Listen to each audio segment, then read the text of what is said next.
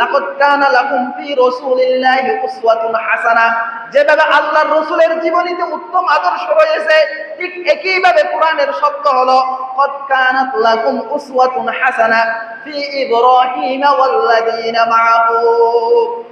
নবীর জীবনে যেরকম আদর্শ, একই ধরনের আয়াত আল্লাহ নাযিল করলেন ইব্রাহিমের জীবনীতেও তোমাদের জন্য আদর্শ রয়েছে।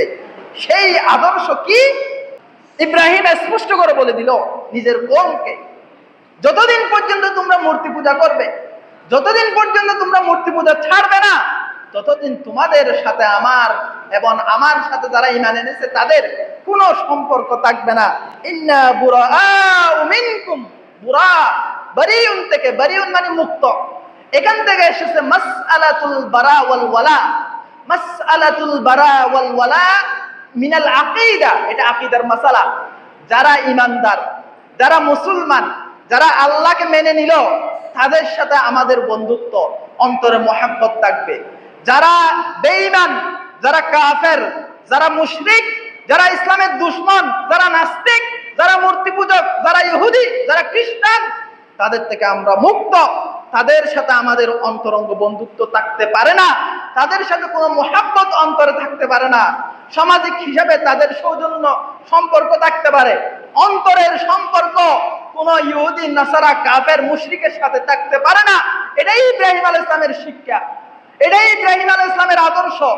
এখানেই আল্লাহ তাআলা বলছেন ক্বাদ কানাত লাকুম উসওয়াতুন হাসানাহ ফি ইব্রাহিম ওয়াল্লাযীনা মাআহু ইয ক্বালু লিকওমিহিম ইন্না বুরাআউ মিনকুম ওয়া মিম্মা তা'বুদুনা মিন দুনিল্লাহ। ইব্রাহিমের আদর্শ কোথায় দেখেন?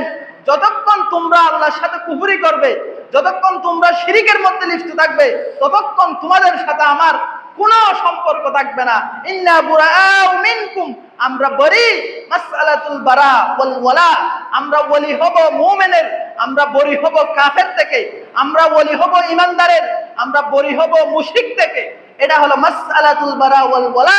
ইব্রাহিমের মারফতে কোরআনে আল্লাহ তাআলা উম্মতের জন্য শিক্ষা দিলেন। আজকে দেখেন মুসলমানরা কার ওলি হয়ে গেছে, মুসলমানরা আজকে ইহুদি নাসারাদের ওলি হয়ে গেছে। আজকে ডোনাল্ড ট্রাম্প আসতেছে আরব বিশ্বে, কিভাবে তাকে ইস্তেকবাল করতেছে, কিভাবে তার সাথে অন্তরঙ্গতা দেখাচ্ছে। মাসআলাতুল বারা ওয়াল ওয়ালা, যতদিন মুসলমানরা এই জায়গায় আসবে না, ততদিন সেই মুসলমানের স্বর্ণের যুগ আসবে না। মুসলমান ততদিন কাফেরের সুকে চুপ রাঙিয়ে কথা বলতে পারবে না, যতদিন মাসআলাতুল বারা ওয়াল ওয়ালা ক্লিয়ার হবে না। আজকে আমাদের দেশেও দেখেন যারা হুকমরান আছে, যারা শাসক বর্গ আছে, তারা দেখেন কাফেরের সাথে কত বন্ধুত্ব, পার্শ্ববর্তী মুশরিকের সাথে কত বন্ধুত্ব, ডোনাল্ড ট্রাম্পের সাথে কত বন্ধুত্ব। কিন্তু ইসলামী যে দেশগুলো আছে কিংবা ইসলামপন্থী যে শাসকগুলো আছে, তাদের সাথে সেরকম বন্ধুত্ব নাই। মুসলমানের জন্য আমরা বন্ধু নই, কাফেরের জন্য আমরা বন্ধু। ইব্রাহিমের শিক্ষা হলো যতক্ষণ পর্যন্ত তুমি কুফরি করবে, ততক্ষণ তোমার সাথে আমার কোনো সম্পর্ক নাই। এখানে আল্লাহ তাআলা বলতেছে ক্বাদ কানাত লাকুম উসওয়াতুন হাসানাহ ফি ইব্রাহিম ওয়াল্লাযীনা মাআহু। আজকে আমরা কোথায় আছি? এই কুরবানির সম্পূর্ণ ইতিহাস ইব্রাহিমের ইতিহাস। কোরআন মজিদে যত সূরার মধ্যে ইব্রাহিমের ঘটনা বলেছে, এত সুন্দরভাবে আল্লাহ তাআলা উল্লেখ করেছেন। ইব্রাহিম আলাইহিস সালাম জন্ম নিয়েছে ইরাকে। ইরাকের মধ্যে বেবেল শহর, একটা বেবিলন সভ্যতা ছিল। ওখান থেকে ইব্রাহিম আলাইহিস সালাম এমন একটা পরিবেশে বড় হয়েছে, যে পরিবেশে খুদ নিজের বাপ মূর্তি পূজক, নিজের বাপ আজর ছিল ইব্রাহিমের বাপ, মূর্তি পূজা করত। ইব্রাহিমের বাপ মূর্তি পূজক ছিল এবং পরিবেশের আশপাশে শাসক নমরুদ সবাই ছিল মূর্তি পূজক, মুশরিক। ইব্রাহিম সেখানে তাওহীদের বার্তা কিভাবে দিল? ইব্রাহিমের জন্য কঠিন পরীক্ষা ছিল নিজের বাপকে দাওয়াত দেওয়া এবং সর্বপ্রথম নিজের ঘরের মধ্যেই ইসলামের তাওহীদের বাণী উচ্চারণ করা। আমরা কি পারবো? আমরা তো একটু করে ক্ষমতার কাছেই লড়ে যাই, সারেন্ডার হয়ে যাই। বাপরে বাপ, আমাকে তো এখন জেলে নিয়ে যাবে, গ্রেফতার করে ফেলবে। সেই ইব্রাহিম নিজের ঘরের নিজের বাপকে সর্বপ্রথম তাওহীদের বাণী শোনাচ্ছে। আল্লাহ তাআলার কাছে এত চমৎকার লেগেছে সূরা মারিয়ামে আল্লাহ তাআলা সেই ইব্রাহিমের ঘটনা বর্ণনা করলেন। ওয়াজকুর ফিল কিতাবি ইব্রাহিম ইন্নাহু কানা সিদ্দীকান নাবিয়্যা। ও আমার নবী মুহাম্মদ, ইব্রাহিমের ঘটনাগুলো বর্ণনা করো, কিভাবে সে তার বাপকে দাওয়াত দিয়েছে। ইন্নাহু কানা সিদ্দীকান নাবিয়্যা, সে ছিল সিদ্দিক, সত্যবাদী, সে কখনো গোপন রাখতো না সত্যকে, সে ছিল আমার পেয়ারা নবী। ইসকালা লিআবিহি ইয়া আবাতি লিমা তা'বুদু মা লা ইয়াসমা'ু ওয়া লা ইউবসিরু ওয়া লা ইউগনি আনকা শাইআ। ও আমার আব্বা জান, কেন আপনি ইবাদত করেন এমন মূর্তির, যে মূর্তি আপনার কোনো ফায়দা করে না, আপনার কথা শুনে না, সেই মূর্তির কেন ইবাদত করেন আপনি? এমন সুন্দর মিষ্টি ভাষায় দাওয়াত দিচ্ছে, ইয়া আবাতি। আরবিতে যখন ইয়া আবাতি বলা হয়, ও আমার প্রিয় আব্বা, লিমা তা'বুদু মা লা ইয়াসমা'ু ওয়া লা ইউবসিরু ওয়া লা ইউগনি আনকা শাইআ। ইয়া আবাতি ইন্নী ক্বাদ জাআনি মিনাল ইলমি মা লাম ইয়াতিক ফাত্তাবি'নি আহদিকা সিরাতান সাবিয়্যা। ও আমার আব্বা জান, আমাকে আল্লাহ তাআলা ইলম দিয়েছে, আমাকে নবী বানিয়েছে, আমি এমন কিছু জানি যেগুলো আপনি জানেন না। আপনি না জানার কারণে মূর্তি পূজা করেন, আমি জানি, সেজন্য আমি আল্লাহর পূজা করি, আল্লাহর ইবাদত করি। আপনিও মূর্তি পূজা ছেড়ে দেন, আমার মতো আল্লাহর ইবাদত করেন। এরপরে আবার বলল, ইয়া আবাতি লা তা'বুদিশ শাইতান ইন্নাশ শাইতানা কানা লির-রহমানি আসিয়া। ও আমার আব্বা, শয়তানের ইবাদত করিয়েন না। ইয়া আবাতি লা তা'বুদিশ শাইতান ইন্নাশ শাইতানা কানা লির-রহমানি আসিয়া। শয়তান তো আল্লাহর নাফরমান, আপনি কেন শয়তানের ইবাদত করেন? শয়তানে তো আপনাকে মূর্তি ধরাই দিছে, আপনাকে শয়তান মূর্তি ধরাই দিছে, আল্লাহকে দূরে সরাই রাখলো, আপনি কেন শয়তানের পূজা করেন? এরপর আবার বলল, ইয়া আবাতি ইন্নী আখাফু আন ইয়ামাসসাকা আযাবুম মিনার রহমান ফাতাকুনা লিশ-শাইতানি ওয়ালিয়্যা। সেটি আয়াত, ইয়া আবাতি ইয়া আবাতি ইয়া আবাতি, আমার প্রিয় বাপ, ইন্নী আখাফু আন ইয়ামাসসাকা আযাবুম মিনার রহমান, আমি ভয় করি রহমানের পক্ষ থেকে মৃত্যুর পরে আযাব আপনাকে স্পর্শ করবে। যেহেতু আপনি রহমানের ইবাদত না করে মূর্তির ইবাদত করতেছেন, আপনার প্রতি আমার অন্তরের টান, আপনি আমার বাপ হয়ে আপনি আযাবের মধ্যে যাবেন, আগুনে লিপ্ত হবেন, এটা আমার বরদাস্ত হবে না।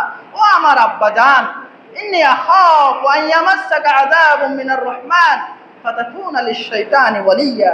এরপরে ইব্রাহিমের বাপ কথা শুরু করলো, কলা আরাগিবুন আনতা আন আলিহাতি ইয়া ইব্রাহিম। ও আমার ইব্রাহিম, তুমি কি আমাকে আমার মূর্তি পূজার যেই ইলাহগুলো আছে এগুলো থেকে আমাকে দূরে সরিয়ে নিতে চাচ্ছ?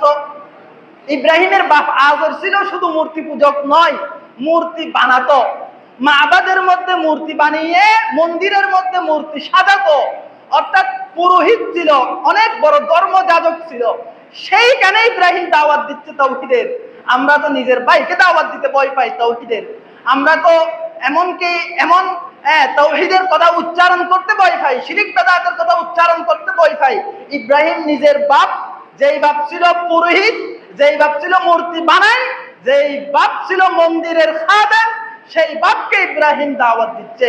এরপরে ইব্রাহিমের বাপ বলতেছে, ইব্রাহিম, তুমি কি আমাকে আমার মূর্তি থেকে দূরে সরিয়ে নিতে চাচ্ছ?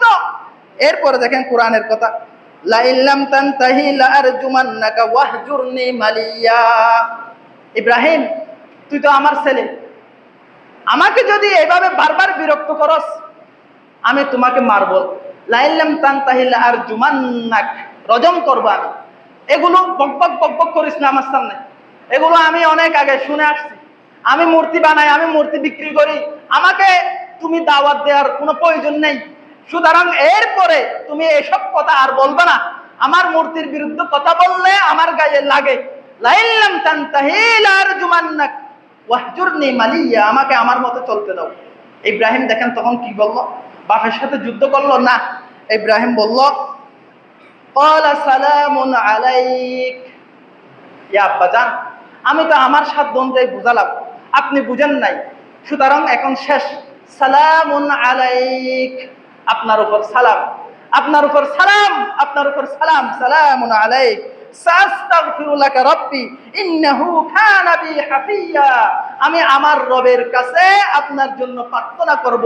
আমার রব আমার প্রতি দয়াবান, আমি চেষ্টা করব আপনাকে রবের কাছে প্রার্থনা করে জাহান্নাম থেকে বাঁচাতে। একজন নবীর আখলাক দেখেন, বাপ যখন হুমকি দিচ্ছে তোমাকে মারবো, তোমাকে রজম করব, ছেলে বলতেছে সালামুন আলাইক সাস্তাগফিরু লাকা রাব্বি ইন্নাহু কানা বি হাফিয়া।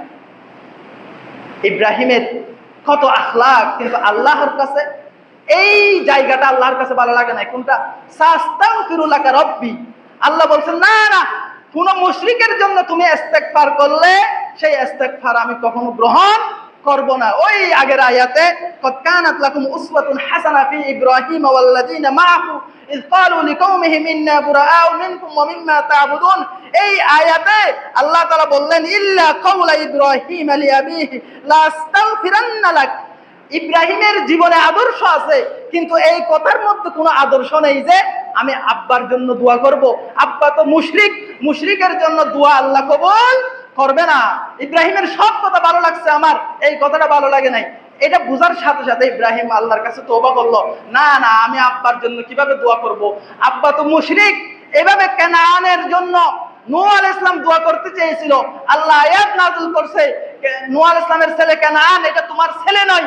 সে যতক্ষণ ঈমান আনে নাই, আমাদের সম্পর্ক ঈমানের সাথে, আমার বাপও যদি ঈমান না আনে সে আমার পরিবারের অন্তর্ভুক্ত নয়, আমার ছেলেও যদি ঈমান না আনে সে আমার পরিবারের অন্তর্ভুক্ত নয়। বাপের জন্য ছেলের জন্য দোয়া করা হারাম। সুতরাং সময় শেষ। এই ইব্রাহিমের জীবনী আমরা আগামী সপ্তাহে বলবো। এখান থেকে সাইয়্যিদনা ইসমাঈল আলাইহিস সালাম পর্যন্ত আসবো, যেখানে হারাম শরীফ, যেখানে মক্কা শরীফ, ওয়াইস ইয়ারফাউ ইব্রাহিমুল কওয়াইদা মিনাল বাইত ওয়া ইসমাঈল, এই পর্যন্ত আসবো। এরপর কুরবানির ঘটনাগুলো বর্ণনা করব। আল্লাহ তাআলা আমাদেরকে ইব্রাহিমের আদর্শ ধারণ করার তৌফিক দান করুক। ওয়া আখিরু দাওয়ানা আলহামদুলিল্লাহি রাব্বিল আলামিন।